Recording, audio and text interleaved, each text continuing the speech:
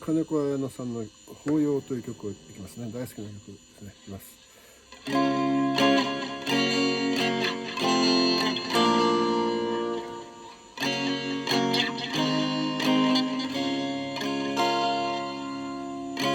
星が降ってくる夜の話、君と作った電車のレールは途中で止まってるね。水が溢れてしまった嵐と俺は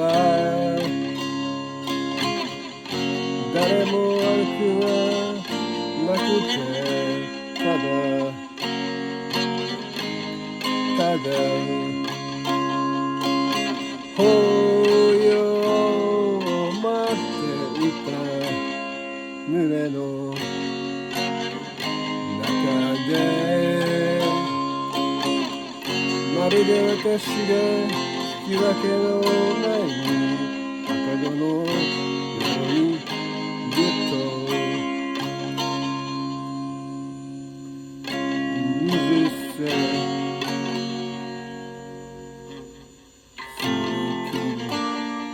愛の形、月も忘れないでもや高い年はまた